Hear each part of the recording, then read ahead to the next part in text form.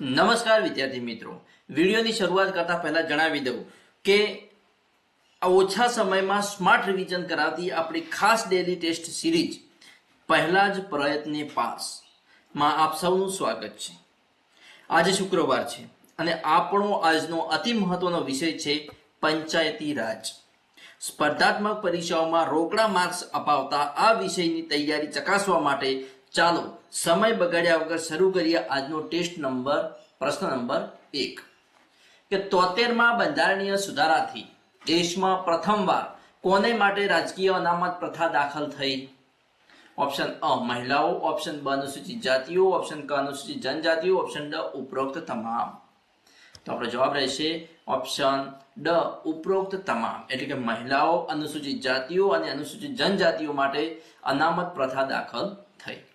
પ્રશ્ન નંબર 2 ગ્રામ પંચાયત કક્ષાએ ગૌણ વન પેદાશોના વહીવટ અંગેની સમિતિના અધ્યક્ષ કોણ હોય છે? ઓપ્શનમાં જોઈએ તો વન વિકાસ સમિતિના પ્રમુખ, સરપંચ, તલાટી કે સામાજિક ન્યાય સમિતિના અધ્યક્ષ?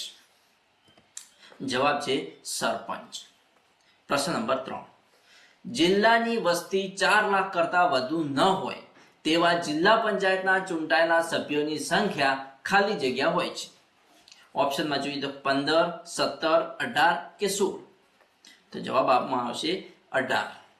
જિલ્લાની વસ્તી 4 લાખ કરતા વધુ ન હોય તેવા જિલ્લા પંચાયતના ચૂંટાયેલા સભ્યોની સંખ્યા 18 હોય છે।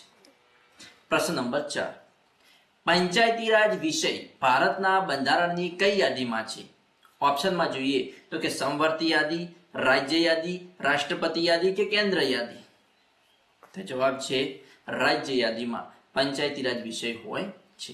પ્રશ્ન નંબર 5 ગ્રામ પંચાયત અને તાલુકા પંચાયતમાં અનુક્રમે ઓછામાં ઓછા કેટલા સભ્યો હોય છે? ઓપ્શન જોઈએ તો કે 15 અને 24, 7 અને 9, 8 અને 16 કે 5 અને 15? તો જવાબ છે 8 અને 16। ગ્રામ પંચાયત અને તાલુકા પંચાયતમાં અનુક્રમે જોઈએ તો ગ્રામ પંચાયતમાં 8 સભ્યો અને તાલુકા પંચાયતમાં 16 સભ્યો હોય છે। પ્રશ્ન નંબર 6 જિલ્લા પંચાયતની સામાજિક ન્યાય સમિતિના નિર્ણયથી નારાજ થયેલ કોઈ વ્યક્તિ એવા નિર્ણયની તારીખથી રાજ્ય સરકારને કેટલા દિવસમાં અપીલ કરી શકે? ઓપ્શનમાં 90 દિવસ, 45 દિવસ, 30 દિવસ કે પછી 60 દિવસ? તો જવાબ છે 60 દિવસ। નેક્સ્ટ પ્રશ્ન નંબર 7 કોઈ પણ વિસ્તારમાં સ્થાનિક સ્વરાજની કોઈ સંસ્થા કામ કરે છે તેનો આધાર શેના પર હોય છે? ઓપ્શનમાં જોઈએ તો કે ભૌગોલિક સ્થિતિ પર, આર્થિક સ્થિતિ પર, ઉદ્યોગોની સંખ્યા પર કે વસ્તીની સંખ્યા પર? શેના પર આધાર હોય છે? તો જવાબ છે વસ્તીની સંખ્યા પર આધાર હોય છે। નેક્સ્ટ પ્રશ્ન નંબર 8 ગુજરાત રાજ્યના પ્રથમ એમફિલ સરપંચનું નામ જણાવો। ઓપ્શનમાં ધીરુભાઈ દેવરામ, સુનિલ પટેલ, સંજય પારગી કે પછી મિયા હુસેન? તો જવાબ રહેશે સંજય પારગી, જે ગુજરાત રાજ્યના પ્રથમ એમફિલ સરપંચ છે। નેક્સ્ટ પ્રશ્ન નંબર 9 કે ભારતમાં આધુનિક સ્થાનિક સ્વરાજની સંસ્થાઓનો પાયો નાખનાર નીચેનામાંથી કોણ છે? ઓપ્શનમાં લોર્ડ લિયન, લોર્ડ મેયો, લોર્ડ કર્ઝન કે લોર્ડ રિપન? તો જવાબ છે ઓપ્શન ડ લોર્ડ રિપન, જે આધુનિક સ્થાનિક સ્વરાજની સંસ્થાઓનો પાયો નાખનાર લોર્ડ રિપન છે। પ્રશ્ન નંબર 10 બંધારણમાં કઈ અનુસૂચિ હેઠળ પંચાયતોને કામો સોંપવામાં આવ્યા છે? અનુસૂચિ 9, અનુસૂચિ 6, અનુસૂચિ 11 કે અનુસૂચિ 12? કઈ અનુસૂચિ હેઠળ પંચાયતોને કામો સોંપવામાં આવ્યા છે? તો જવાબ છે અનુસૂચિ 11 હેઠળ કામો સોંપવામાં આવ્યા છે પંચાયતોને। પ્રશ્ન નંબર 11 કે કોઈ પણ વિસ્તારમાં સ્થાનિક સ્વરાજની કોઈ સંસ્થા કામ કરે છે તેનો મોટો આધાર શેના પર છે? મિત્રો આગળ આ પ્રશ્ન આપણે જોઈ ગયા છે, ડબલમાં પ્રશ્ન આવી ગયો છે, તેના માટે માફી માંગુ છું। આનો જવાબ આપશે ઓપ્શન અ વસ્તીની સંખ્યા પર, કે કોઈ પણ વિસ્તારમાં સ્થાનિક સ્વરાજની કોઈ સંસ્થા કામ કરે છે તો તેનો મોટો આધાર વસ્તીની સંખ્યા છે। પ્રશ્ન નંબર 12 કે ગ્રામ પંચાયતનું વહીવટી કામ કોણ સંભાળે છે? સરપંચ, કમિશનર, ટીડીઓ કે તલાટી?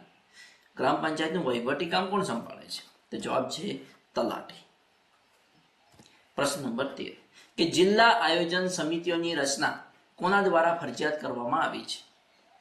73માં બંધારણીય સુધારા અધિનિયમ દ્વારા, 74માં બંધારણીય સુધારા અધિનિયમ દ્વારા, કે CH હનુમંતરાવ સમિતિ દ્વારા, કે દાંતીવાળા સમિતિ દ્વારા? કોના દ્વારા ફરજિયાત કરવામાં આવી છે? તો જવાબ છે ઓપ્શન બ, 74માં બંધારણીય સુધારા અધિનિયમ દ્વારા જિલ્લા આયોજન સમિતિઓની રચના ફરજિયાત કરવામાં આવી છે.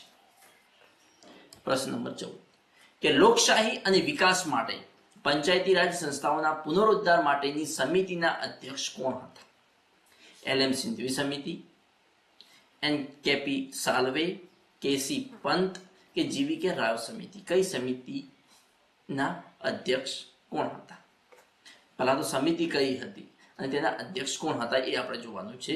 તો જવાબ છે કઈ સમિતિ હતી? તો LM સિંધવી સમિતિ હતી. લોકશાહીના વિકાસ માટે પંચાયતી રાજ સંસ્થાઓના પુનરુદ્ધાર માટેની સમિતિ કઈ હતી? તો કે LM સિંધવી સમિતિ હતી.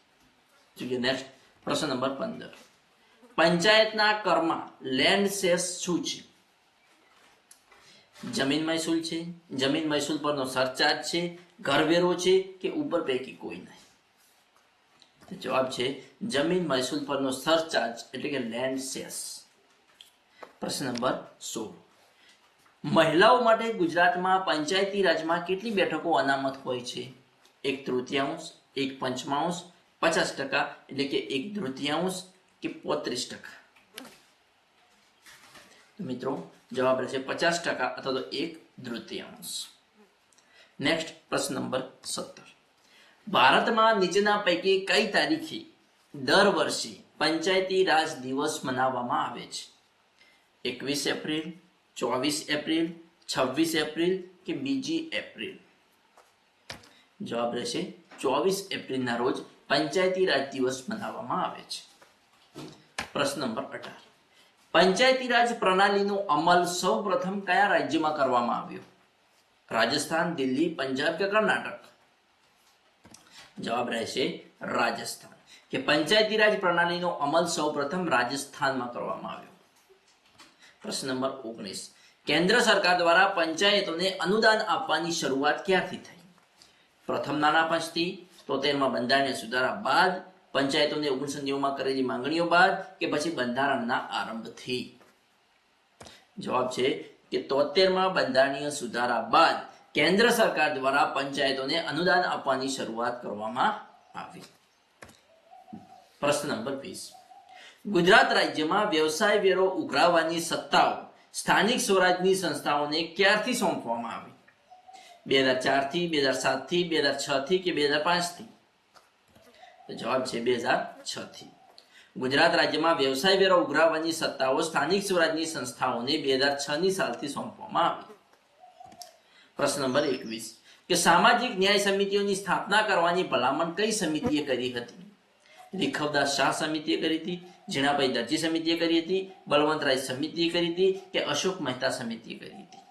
તો જવાબ છે ઓપ્શન બ, ઝીણાભાઈ દરજી સમિતિએ કરી હતી. કે સામાજિક ન્યાય સમિતિઓની સ્થાપના કરવાની ભલામણ ઝીણાભાઈ દરજી સમિતિએ કરી હતી.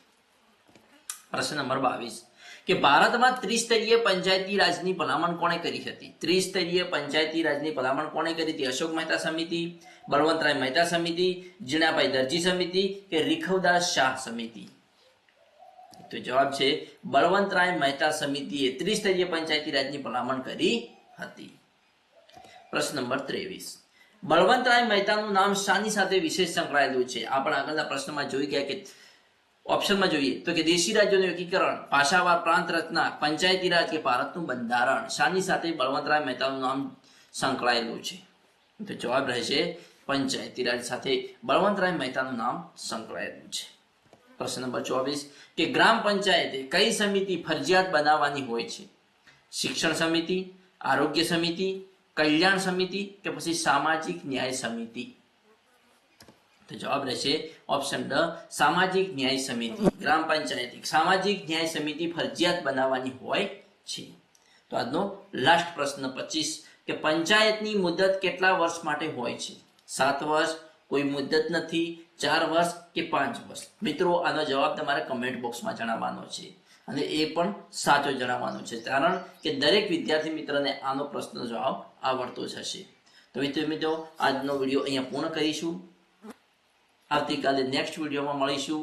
ત્યાં સુધી જય હિન્દ, જય જય ગરવી ગુજરાત.